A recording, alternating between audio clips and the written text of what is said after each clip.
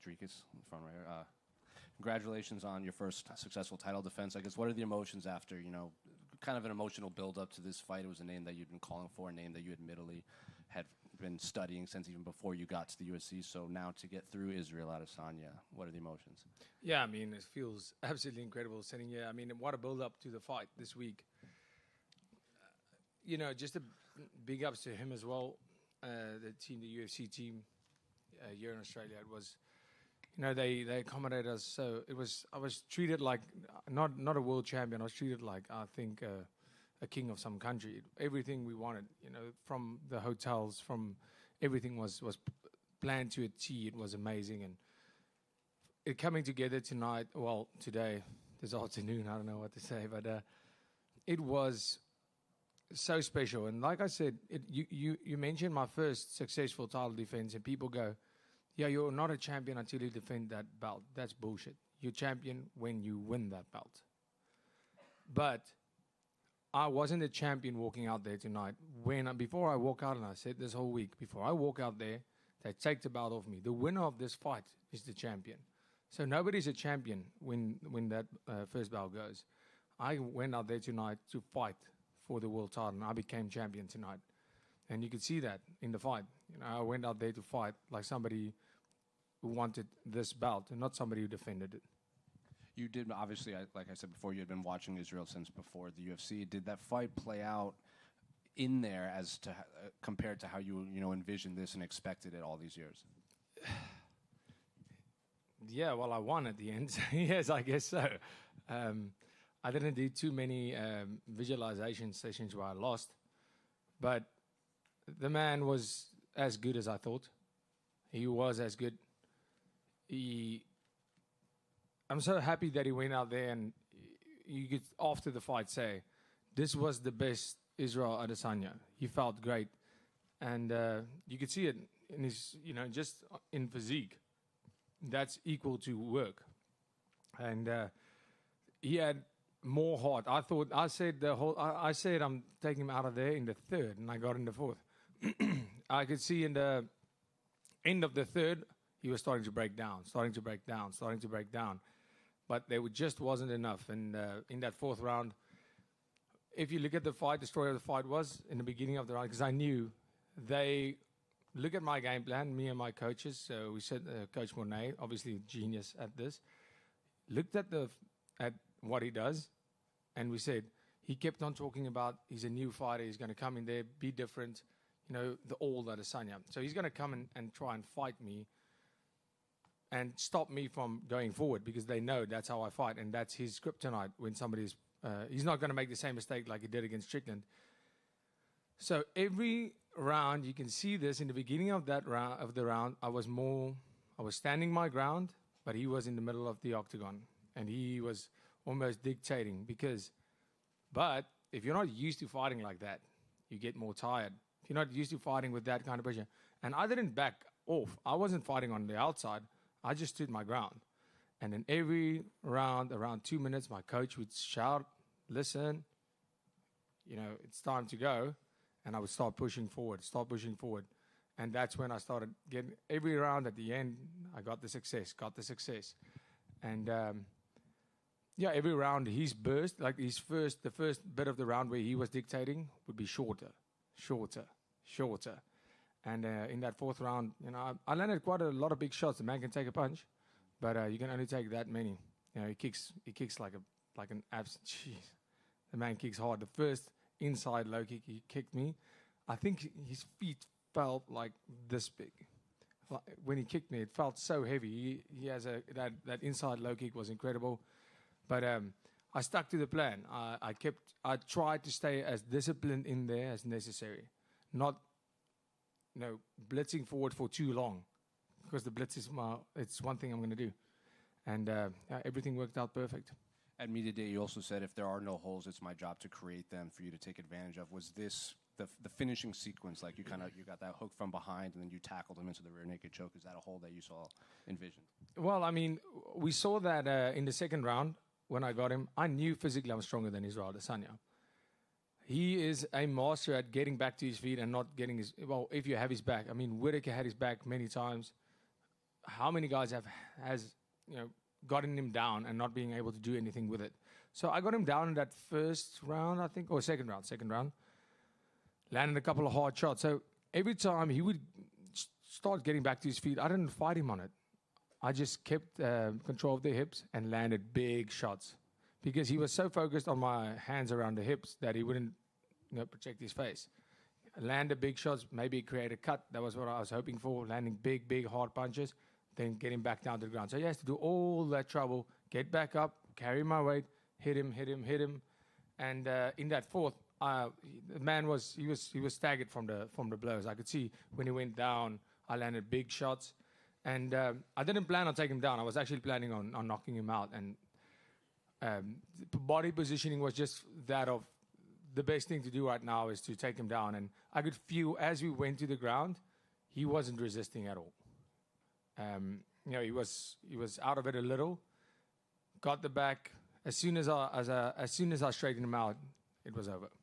And after you said, I think it was something along like, no matter what happened tonight, Africa won between you two. We saw you exchange the jacket over here and speak with his parents. Why did you feel the need to say all of these things? That just kind of clear the air between you guys? Well, let me tell you this. Like I said, at the end of the day, what I said was never to challenge Israel or any other African fighter on being the first African fighter. It wasn't that. It was the first residing. And that is still the fact. I mean, nothing can change that. So I know at the presser, I went over to him actually after the fight when he got super emotional. That was within him. That wasn't nothing. I never went after his family. So I just wanted to make sure that, I have parents too, and I respect anybody's parents. So I just went over to him and said after the fight, if it sounded like I was saying anything bad about your parents, that was not the case. Yeah, what I'm saying to you, harden up. If you want to cry about that, so be it. But I will never disrespect your parents. And he said, no, he understands that. And, as a warrior to a warrior, like I said, I'm still not Israel Adesanya. We are not friends because on a personal level, we do not see eye to eye. But warrior to warrior, after spending that time with him in that octagon and what he's achieved in the sport, it's no secret. I respect that. And after spending the time with him in the octagon, you can't not respect that man. What he's done in the sport. So to give him that jacket was a token of it was a reminder, a token of appreciation. Thank you for this. It's a memory for me. It's such a massive moment in my life, fighting a great fighter like Israel Adesanya. I brought the jacket here specifically to give it to him before the fight. I brought it with me to give it, it was going to be win or lose. I was going to give him that because he said he wants to fight warriors from all the lands, and I respect that. And I wanted to give him that as a token of appreciation of fighting and giving me that amazing fight and bringing the best out of me, and also as something to remember this magic moment of an All-Africa main event. And last one for me, obviously, I know Dana White said that Sean Strickland deserves the next title shot, but I don't know if you saw that Alex Pereira posted that he wants to drop back down to middleweight too. He was sitting in front of you getting the belt tonight. So I guess, what do you want next for your career? Yeah, what I want next is whatever they give me. I have to be honest. I honestly don't think Alex Pereira should drop down to 185. If he wants to, great, perfect. But then we're going to hear the excuses. I saw we saw Izzy stiff that man in the first round. I felt Izzy's punching power tonight. If that, Izzy has great timing. He's fast, he's long, and he has great combinations. But I felt the power. If Izzy stiffens you like that, you do not want to be in there with me, especially not when you're going to come in there with the excuses, no, I cut too much weight. That's going to happen. Everybody's going to say that. So stay at 205, fight your fight against the number 7 ranked guy. Number 8. Oh, number 8. Okay, cool. Well, fight your fight there and enjoy it. If Strickland's the next fight, the people want to see that fight. That's the fight that people want to see, and that's the fight right now that people think is the next best guy. Then it's the fight that I want. So let me handle my business, you handle your business. You don't have to cut the weight so you have some sort of excuse. I'll come up after the Strickland fight. I'll come up to 205 and we'll sort it out there. So you think just one more title defense and you'll be ready to change divisions? No, but I mean, if that's what the UFC wants, I mean, I'll be ready for it right now. But I'm not chasing that. I believe to be considered as the greatest to ever do the sport, I need to be considered as the greatest middleweight first. So yeah, I mean, I'm the first guy to beat Israel Adesanya and Robert Whittaker. I beat 3 of the top 20 pound for pound fighters. So can I please get back in the top 10? So I beat Strickland, I beat Whittaker, and I beat Adesanya. I can't wait to see. I haven't been on social media. I can't wait to see what the critics say now. I mean, that must be very gratifying. And speaking of the Sean Strickland fight, right? He's one of the few people who's made it to the judges with you, which, as we've seen, doesn't happen very often. So is that a partial motivation to? There is people who think he won that fight, and to just silence those people.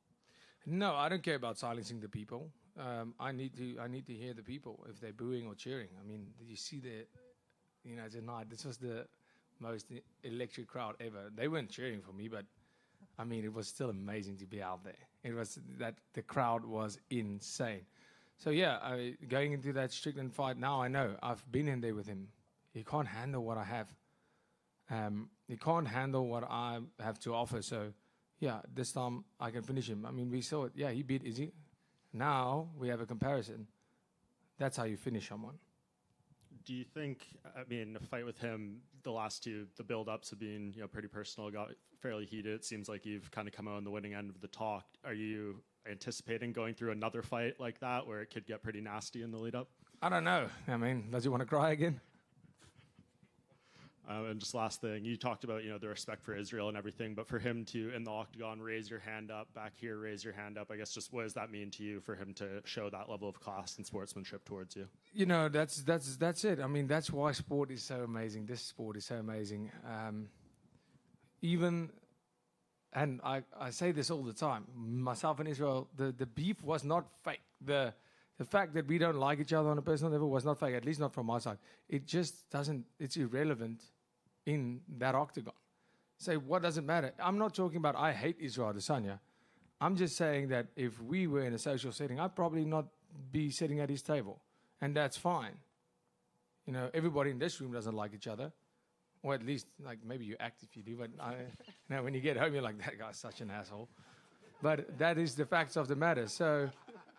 I think he struck a chord there. Yeah, that's what the truth does. But but the respect I have for him and what he has done in the sport, it can't be denied, because if you don't, you're an idiot. If you can't see what Israel has done in the sport and appreciate that as a warrior, a fellow warrior, you're an idiot. The man has done great things in the sport. So, yeah, I mean, that's it. I mean, it means the world to me that, that sport brings people together, unites people. South Africa, that is our biggest saying. The great father, Nelson Mandela, that was his biggest thing. He says, sport unites people in a way that politics can never, ever, ever do. And that is a fact. And so that was amazing, what we saw in there tonight after the fight, to be able to do that and show the world how amazing, even though on a personal level there is no friendship, the respect is there. And just last thing, if you do get your South Africa event, as Dana White said would happen after this, and as Sean, he kind of tweeted out something like, I don't know if it's a good idea to bring me to South Africa. Some of the things he might say, is that maybe a concern around that fight if him come in there? I actually saw something like that, but I mean, oh, my man, we can see Sean Strickland. South Africa, it's different. It's different. We saw that tonight. I said, it's the jungle out there. Sean Strickland, the way he does things. Yeah, I hope he makes it to the fight. Dricus, just over here. At the press conference, I asked you if the finish was the main priority, and you said if the finish doesn't present itself, I'll make it happen. Where does that confidence come from, knowing that no matter the situation, you can get the job done? Yeah, I mean, I think more directly what I said was I'm going to look for the opportunity or create the opportunity to get that finish. If not, I'm winning this fight by decision. But when I get in there, it comes from the fact that I don't know any other way how to fight. I don't know how to fight to defend the belt. And that comes back to the story of every time I go out there tonight, I became world champion. I had to go and fight and win that belt. And that's what I go out there to do. I don't grapple to win a round on points. I go for a submission. I don't do pad work every day to outpoint somebody. I hit the pads to knock you out. So every time I'm busy with anything, I'm trying to finish that fight. I'm trying to do it with the intent of hurting or getting you out of there. Isn't that what fighting's all about? So the confidence comes from the fact that I know I'm willing to die to get it. I know it sounds like I'm just saying the same thing all over, but that's where it comes from. I know that I'm willing to go for it. And, every time I go there, I'll pull the trigger. I pull the trigger every time I get into the octagon. And my whole career has been like that. And, that's why I'm pretty sure I'm going to win or die trying. And last one for me. Your coaching staff, obviously, Mornay Visser and Henny and the whole team at CIT Performance Institute are probably top contender for not only Gym of the Year, but definitely Mornay's in the conversation for Coach of the Year. I just wonder how big this win is. Obviously, winning the title back in January was big for South African MMA, but to defend the title as well, I think is pretty big for you guys. So what do you think that says about the whole for South African MMA? Yeah, I mean, it shows that we are at a level that... it's massive. It's massive. I mean, just after becoming champion, how massive the sport just grew. I would love to see the numbers of the amount of people that watch this fight from South Africa. I'll actually get back to you guys on that because our local sports network, or the African Sports Network, I'm going to love to see, because I'm pretty close with the people there, and see what the numbers look like in terms of the amount of people that watch this. It's incredible. It just creates so much hope in that everybody that, not even in just in MMA, I'm talking about in rugby, I'm talking about football, I'm talking about anything. It doesn't really matter, because you're sitting in a situation where you're like, I'm from South Africa, how am I going to make it to Hollywood? Well, this is how you make it to Hollywood. This is my Hollywood. Making it to the UFC is my Hollywood. And right now, this is one of the masterpieces. So it is possible for us. It is possible, and that's what it creates. It is possible to go out there and do great things, even though the struggle is a bit worse, even though you have to do a little bit more. God gives his strongest warriors the biggest burdens because they can carry it, and that's 100% what I believe. Congratulations. Thank you. Dricus, I know you were saying there that you'd rather move up to fight Alex Pereira. But if you look at it, you say, I want to be the greatest, so I need to be the greatest middleweight. If he came back down and you beat him, that would be beating essentially every top-ranked former middleweight champion that's currently active, which would probably solidify your claim as one of the best of that division. No, sure. Let him do it. One for me, Dricus. Sorry, over here to your left. So you mentioned that, it doesn't matter who you face next. You'll do what the fans want. You'll do what the UFC wants. Personally, if you're willing to answer this, who do you think would be more deserving? Sean Strickland or the winner? Robert Whittaker. There we go. Thank you for that. Robert Whittaker deserves the shot. I think he's being done over. Mm-hmm. Whittaker beat Costa. The only thing, Sean Strickland's only saving grace here is the fact that he went a decision. Yep. With me. That's it.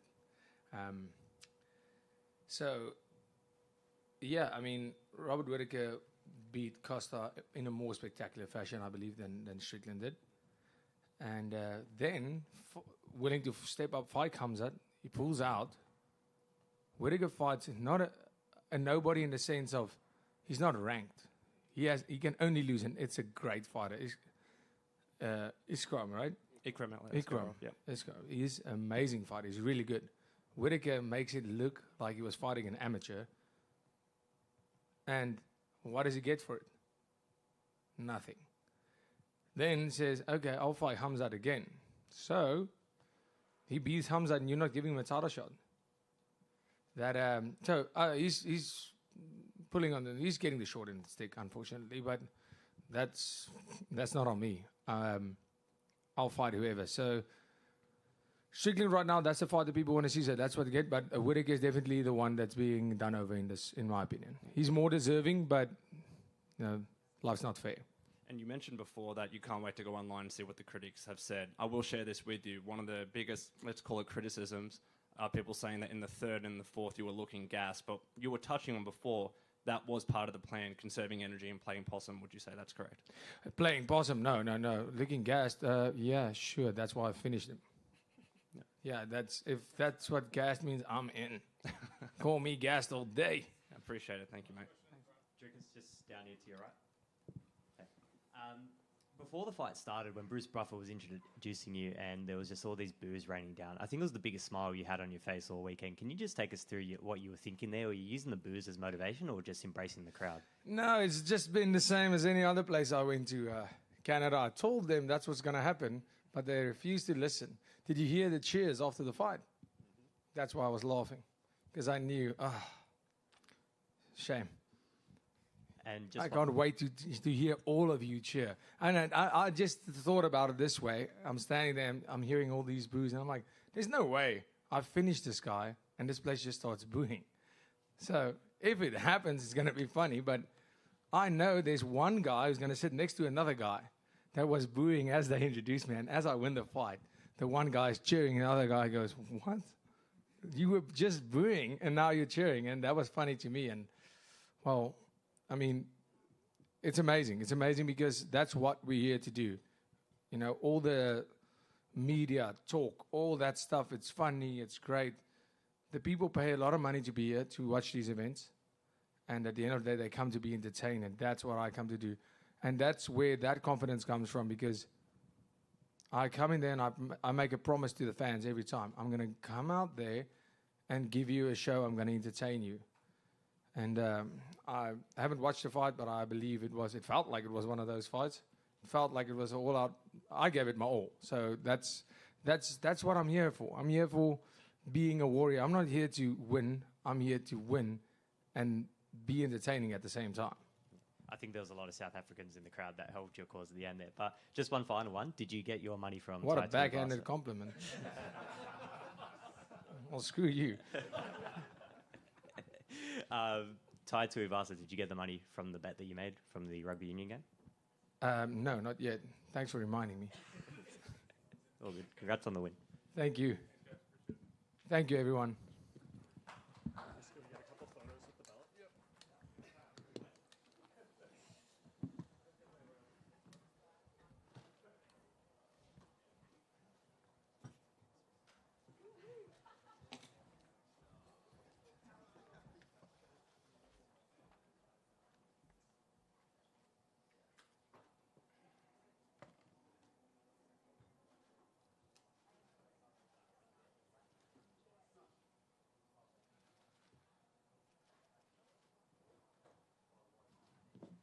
All right, guys. Thank you so much.